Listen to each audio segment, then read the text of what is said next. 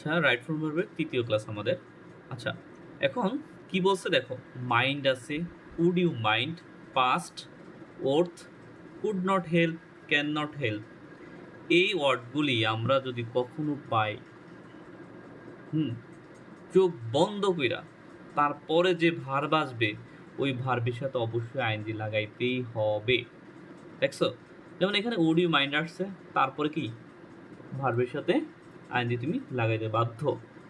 কারণ এইগুলির এই যে যে কথাগুলি বলছে, মাইন্ড বলছে, উড ইউ মাইন্ড বলছে, পাস্ট বলছে, ওর্থ বলছে, হ্যাঁ, তারপরে ক্যান, কুড নট হেল্প বলছে, ক্যান নট হেল্প বলছে, এগুলি আসলে অবশ্যই তোমার এর পরবর্তী যে মানে এই ওয়ার্ডগুলির পরে যে ভার্ব আসবে ওই ভার্বের সাথে তোমার অবশ্যই ভার্বের সাথে আইনজি তোমার বসাইতে হবেই।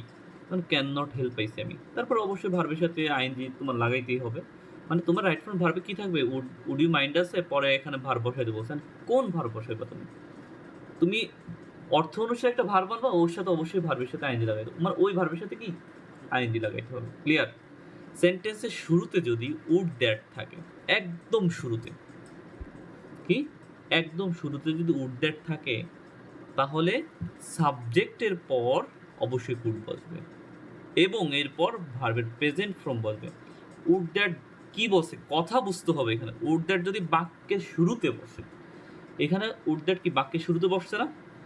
হ্যাঁ, উড দ্যাট এখানে বাক্যের শুরুতে বসছে, এই কারণে এরপরে যে সাবজেক্ট আসবে তারপরে যে ভার্ব আসবে অবশ্যই সেই ভার্বটার কি হবে, কুড হইতে হবে।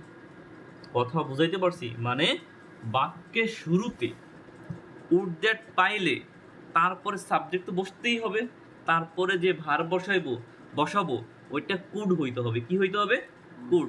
তারপরে কুডের পরে তো এমনি ভার্বের অন বসতে বাধ্য, কারণ কুডটা কি মডাল ভার্ব, মডাল ভার্বের পরে ভার্বের অন বসে। ঠিক নিচেরটা দেখো, উড দ্যাট, উড দ্যাট আইছে, পরে সাবজেক্ট, তারপরে অবশ্যই কুড বসবে, তারপরে ভার্বের অন বাই।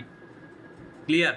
হুম, এইটাই তোমার কি, তোমাদের মানে তুমি এতগুলি রুলস পড়লে তোমার মাথায় রাখবা কি, রাইট ফর্ম ভার্বগুলি একটু একটু হলে ইজি হবে, মানে তুমি ধরতে পারবে আমার কথার সাথে লজিকগুলি ধরতে পারবে যখন এগুলি পড়াও।